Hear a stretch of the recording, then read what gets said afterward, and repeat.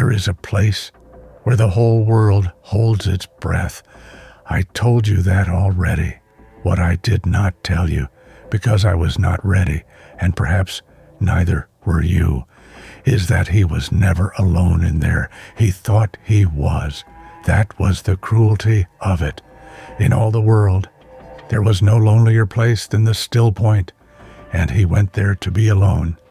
And every single time, there was one more of him, waiting.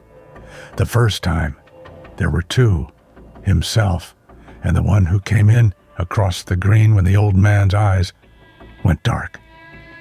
A version of him from a world he had never walked. A mind like a blade and a heart like a shut door. There would be more of them in time. He came to call that becoming whole. I had never heard a sadder lie. So, remember the cold that came in with the clarity. He never did. He thought it was wisdom.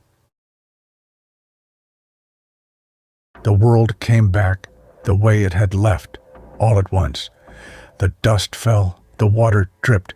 The old man on the floor was still blind, still calling a name into the dark. And the boy kneeling over him was not quite the boy who had knelt down. Something had come in with the green. It did not feel like a gift. It felt like a window opening in a room he had lived in his whole life, without knowing it had a fourth wall. He looked at the dead machine, the cracked ancient thing they had crossed the sea to find. And for the first time, he understood it, not guessed, understood. It was not a relic, it was not a tomb, it was an engine. The island was an engine built to do something to the space between worlds. And it had been dying for 1,000 years. The storm of his childhood had been its last breath. He knew its name now, too, suddenly, completely, in a language that had died before his people learned to write. The island was called Vial.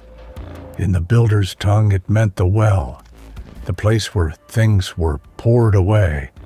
He did not yet know what had been poured away there. I did. Remember the well. He would have reason to. He got them off the island the way he did everything now. Perfectly. He read a tide he had never once thought to read. He rationed the water without being asked. And somewhere on that long gray crossing, the small, clean part of him that noticed everything noticed this. He had not wept. The old man was blind because of him, and he had not wept. And the not weeping did not trouble him. And that should have troubled him most of all. They came home to Cathedral 3 days later than they should have, and the place met them the way a body meets a wound.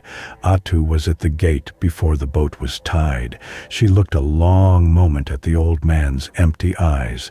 Then she looked at Cyfer, and something in her face closed like a ledger.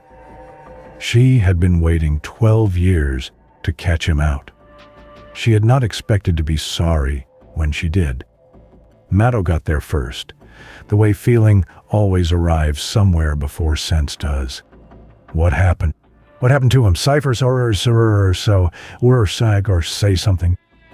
And Cypher said something. He told the truth, plainly, completely, in order. The storm, the island, the light, the push. He left nothing out, and he felt nothing saying it. And Matto stood and listened to the boy he loved describe blinding their teacher in the voice you would use to count fish. Dinzo took the old man's arm without a word and led him in toward the warm. And the animals, who always know a thing before anyone tells them, would not come near.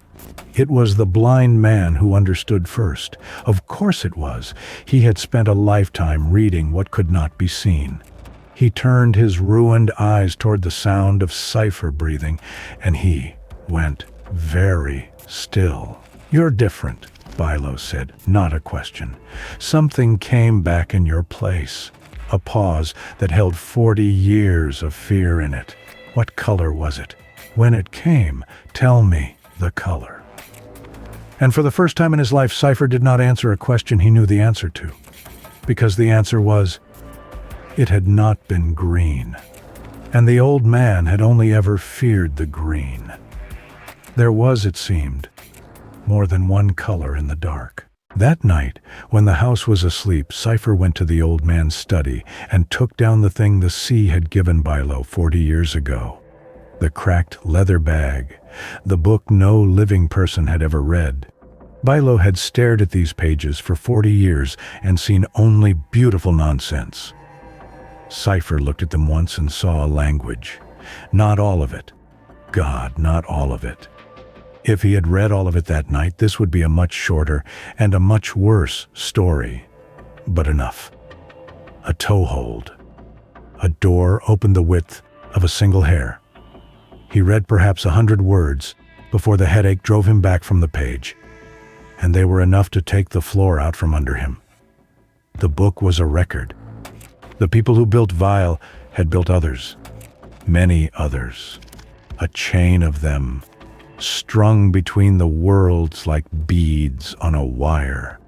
And there, on the third page, drawn small in the margin by a hand 1,000 years dead, was a symbol he had worn against his chest since before he could remember.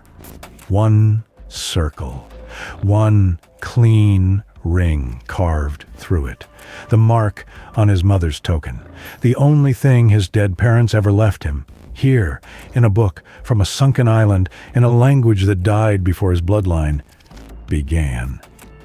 He had carried it his whole life. He had thought it was nothing, a trinket, a comfort, a shape, and he sat on the floor of a sleeping orphanage and understood that he had been wearing a piece of the answer around his neck since the day they buried the only people who knew what it meant. Remember the ring. He spent the rest of his life trying to. And beneath the symbol, in the part he could only half read, the book said a thing he would not understand for years. That the wells had been built to let something out, slowly, a little at a time, so that it would never, ever have to come out all at once, and that someone, long ago, had begun to close them. It came for the first time the next morning, in the goat pen, with Matto. They were doing an ordinary thing, mending a fence. Matto was talking, the way Matto was always talking, about nothing and everything, about whether the brown goat was carrying. And Cyfer was almost happy, almost the boy he had been. And then the green came up behind his eyes, without being asked. The world stuttered, not the full stillness, a flicker, a skip, a held breath, let halfway out. And in that half second, something else looked out through Cyfer's face. The other one, the cold one, the Cyfer from the world of the shut door.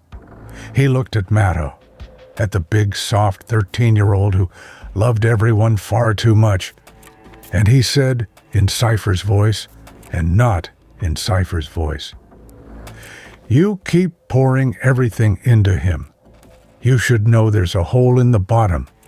There's less of him every day, and you can't feel it because you don't want to. Whatever you're holding on to, it's already going. You should let go. You won't." And then it was gone. And Cyfer was back, blinking, his head splitting open. And Matto was standing very still, his eyes full and his hands shaking, looking at his best friend the way you look at a house where a light just came on, in a room you know is empty. "Who was that?" Matto whispered. "That wasn't you, Cyfer. That wasn't you." Cyfer had no answer, because the worst of it was, he did not entirely disagree with what the cold voice had said. And Matto, who had never once in his life been afraid of Cyfer, took a step back. That was the loss, not the old man's eyes. This, the first time the one person who always saw him looked straight at him and could not find him. He had given away his fish, his food, his comfort, his teacher's sight. And now, without ever meaning to, he had begun to give away himself. And there would be no end to it, until there was nothing left to give. So he did the only thing the cold, clean part of him knew how to do with a problem. He decided to solve it. There was one place that might know what was happening to him. One place with eyes for the old man and books that might read the book. He would go to center. He would go where Zva went. He told himself he was going to fix it. He was going to make it so much worse. He left at dawn, the way he had left for the sea a lifetime and a single week ago. Alone, a pack on his back, the way he liked it, except he did not like it now. He had stopped being able to tell what he liked. That part was already gone. Bilo stood at the high window as he went.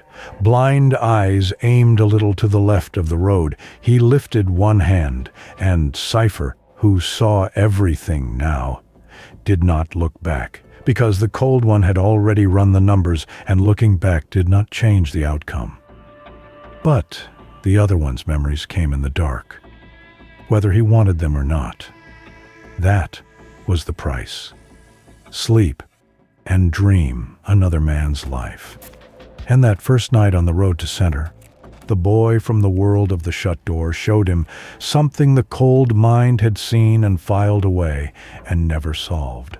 A line, worlds strung along it like the beads in the book, light at the very top, dark at the very bottom, and below the last and lowest world, and where nothing was ever meant to be. A mountain, and inside the mountain something pressed against the inside of the stone. Patient, old, awake, and beginning very slowly to climb. It was not green. It was not the cold, clean light of the world of the shut door. It was a color he had no name for yet, and would come to know better than his own, leaking up through the rock like a bruise rising under skin. He woke in the dark, on the road to center. 16 years old, a stranger's mind behind his eyes, and a stranger's dream draining out of him. And he did not yet know that he had just seen the thing that was coming. He did not know that it wore a face. He did not know the face would be a little like his own. He only knew, the way he had known about the green over the island, that something, somewhere, had turned and was now pointed at him.